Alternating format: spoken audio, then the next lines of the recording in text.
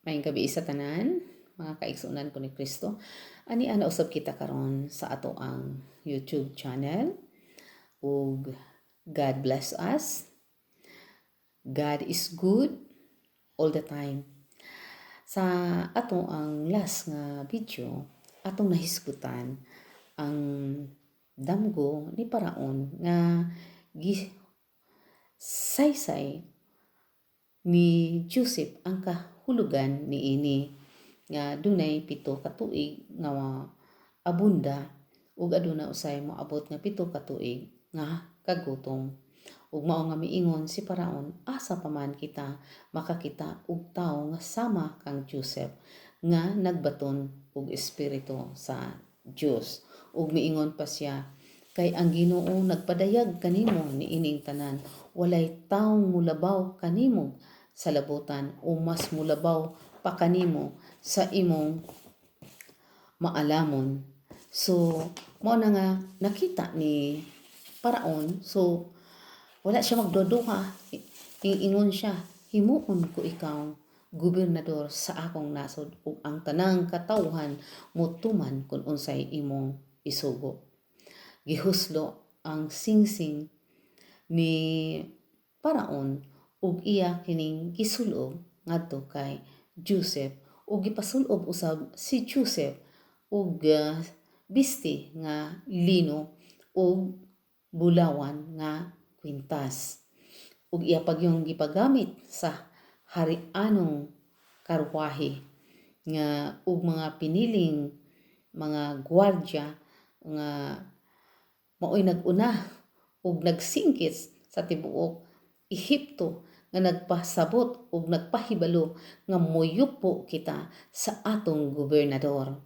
So ginganlan usab ni Paraon si Joseph ug si Panat pa niya ug gipapangasawa niya ang anak nga si Asinat ug nakaangkon sila og 2 ka anak nga lalaki. Ang usa ang magulang tungod kay ang Dios nagbuot nga kalimtan niya ang pag-antos sa tibuok pamilya sa iyang amahan. So maong ginganlang Manasis. Ug ang ikaduha usab tungod kay gihatagan ako sa Dios ug anak dinhi nining dapita nga gilisod-lisod ako, so nganlan ko siya Ephraim. So mao na ang iyang 2 ka anak nga si Manases ug si Ephraim. So miabot nga so atong mga panahon si Joseph nangandam kay siya man ang gobernador. So misuroy siya sa tibuok syudad sa Ehipto aron sa pagpangandam sa gutom nga mananom. Perti nilang pananom hangtod nga dili na mura nagbalas ang ilahang abunda na kaayo sa nga tanan. Mura nagbalas ang mga pagkaon nga ilang andam. Ug miabot ang 7 ka tuig nga gutom.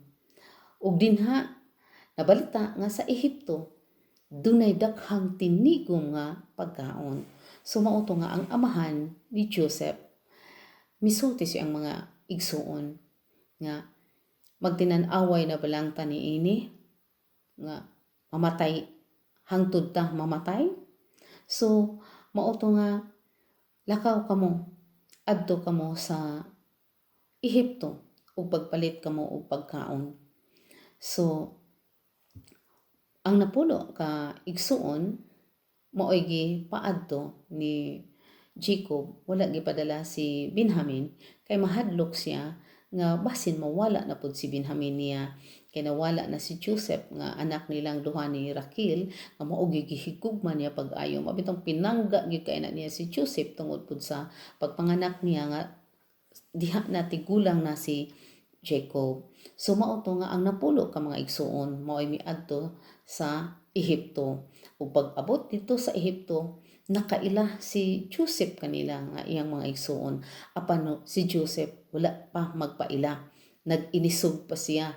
Giingnan pa niya, hatagi sila og mga pagkaon.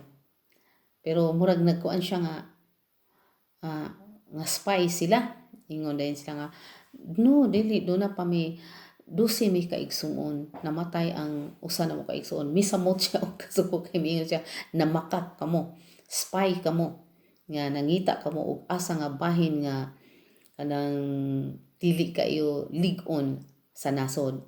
So mao to nga dili na pagani mi igsuon dito nga nahabilin og ang among amahan. So mao to nga nagpasuko-suko gid si Joseph nga luyo na ang tanan, mihilak siya kay naluoy siya sa iyang mga igsuon. Mao tong miingon siya, kuhaan ninyo si Benjamin.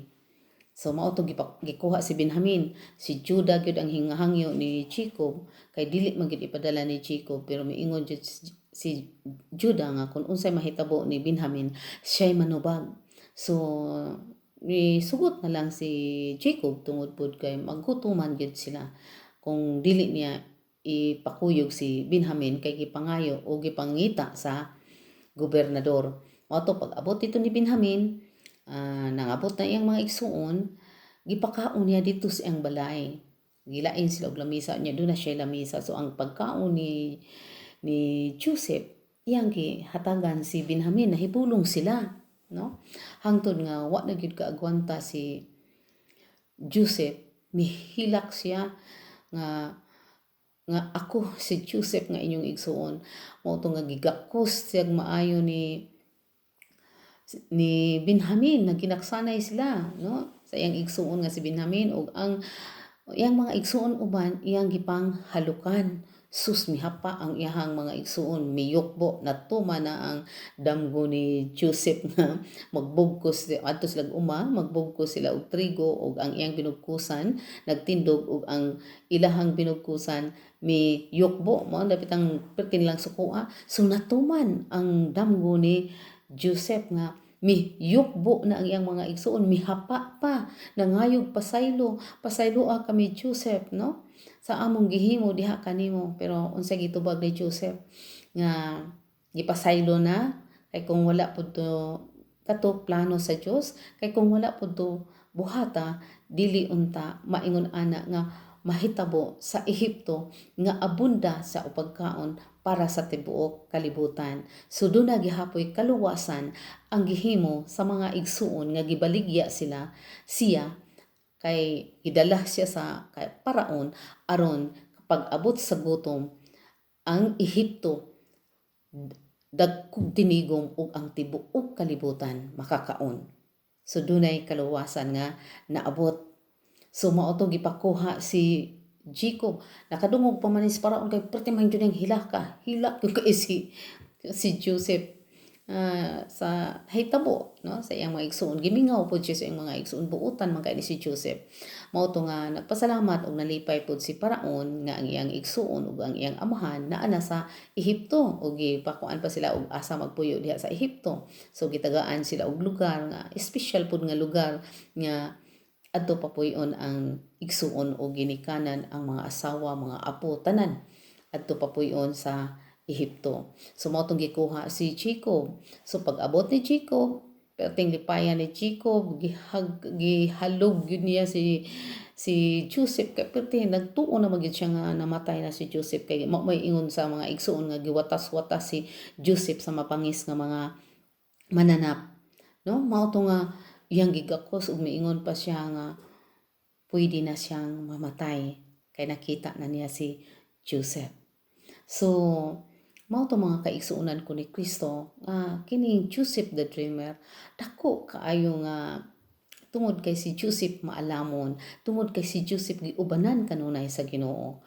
Sa panahon sa iyang kalisdanan wa siya pasagdi sa Ginoo, kundili gipataas pa siya, no, tungod pud sa iyang pagkamatarong. So dinhi sa Joseph the Dreamer atong makuha nga lesson dinhi nga ang igsuon nga puno sa kasilos magguba gyud na siya, magguba ang relasyon sa pamilya kun anaa ang jealousy sa sulod sa atong panimalay. Kay mag-iyahay naman para sa atong kay Joseph karon nga nakita nila nga si Joseph pinangga sa amahan, so nagdamgo pa gyud siya nga miyukbo ang iyang mga igsuon ni Joseph sa trigo, tong trigo nga gibugkos, susuko kay sila. So diha na ang kasilos.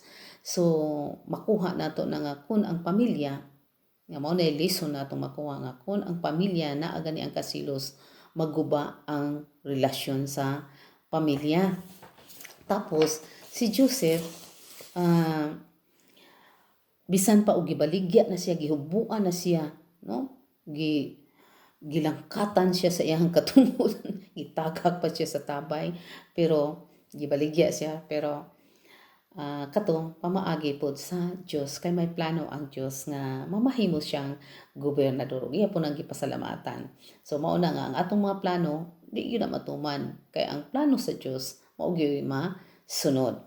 So si Joseph usab makita nato sa iyang kinabuhi nga kugihan kaayo, mabungahon kaayo si Joseph nga pagkatrabahante. Once mo trabaho siya, malipay gyud ang iyang mga agalon, kay grabe siya nga mo trabaho, no? So kugihan. So si Joseph usab anaa kaniya ang Ginoo manalipod kanunay sa panahon sa kalisdanan, parehas adtong tintal siya, no? Nya gidumilian gyud niya pag-ayo, nya gipapriso pa ni siya, pero naa gihapon ang Ginoo niya. So kanipod si Joseph maglikay nga makasala. Dili siya parehas nang naay pagsulay, kupot dayon ka, pero siya dili. Kay na mahadlokon siya sa Dios, dili siya gusto nga makasala. So si Joseph usab gi-promote. Hindi man mo gihug siya sa tabay. So gi-demote na, pero gi-promote siya sa Ginoo. Nahimo pa siyang gobernador, nga siya mag-rule. Siya iyang tingog matuman, gihatag ni Paraon kaniya nga matuman kung unsa iyang tingog ngadto sa katawhan. So gi-promote sa Ginoo tungod kay siya kugihan mataro nga tao. Ug siya usab mapasayloon, instead nga nagdumot siya sa gihimo siyang mga igsuon, andam siyang mipasaylo. Iya pang gipanggakos ug iya pang gipanghalukan ang iyang mga igsuon. Ug sa ato pa iyang gipasalamatan ang iyang mga igsuon, kay dili maingon ato nga maluwas ang tibuok kalibutan kung wala pod siya ibaligya. So mao na nga atong makuha nga lesson ni ining Genesis nga kinabuhi ni Joseph the Dreamer, nga kita bilang Kristiyanos atong paningkamutan nga makuha bisad ka ng silos lang daan ato nang kuhaon, hinay-hinayon na natong kuha. Di kay hinay-hinayon, biglaon. O panabang sa Ginoo, no? Mga ilang tagtabang sa Ginoo. So sa ako nag-iingon, dili nato na kaya ang pagbago sa atong kinabuhi, lisod kaayo. Pero pag ang Ginoo gani mo nag-iingon, pag ang plano sa Ginoo matuman gyud ang plano sa Ginoo. Parehas sa nahitabo ni Joseph, nakaplano na to sa Ginoo nga ibaligya siya para pod nga pag-abot niya dito nahimo siyang gobernador, bisag nag-agi pa siya kalisod, gipriso pa siya, gilisod-lisod siya maayo. So pero wa gyud siya mulunga, naa gyud siya hope. Mao sad ta nga mag-hope gyud ta, maglaom gyud ta, mag-trust gyud ta sa Ginoo. Ilabi na sa atong kinabuhi karon ngadto sa atong mga anak. Asahay dili na ta kaagwanta sa atong mga anak, no, kung magpabadlong, pero tan-awon sa kahat nato ang kitang mga ginikanan ug maayo ba ta nga modelo sa atong mga anak. Una, kita ang mopakita ug maayong buhat ngadto sa atong mga anak, kay mosunod na sila. Unsaon man nimo pagtudlo, unsaon man nato pagtudlo, kun mismo kitang mga ginikanan nagpabadlong, no? So paningkamutan nato nga kitang mga ginikanan maghari si Kristo sa atong kinabuhi, nga siya ang sentro sa atong panimalay.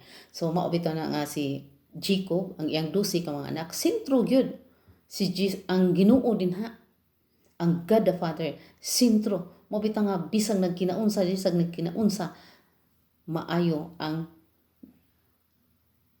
grasya nga miabot kay Joseph. So maayong gabi ug daghan kay salamat mga kaigsuonan ko ni Kristo, ug ayaw kamo kalimot sa pag-subscribe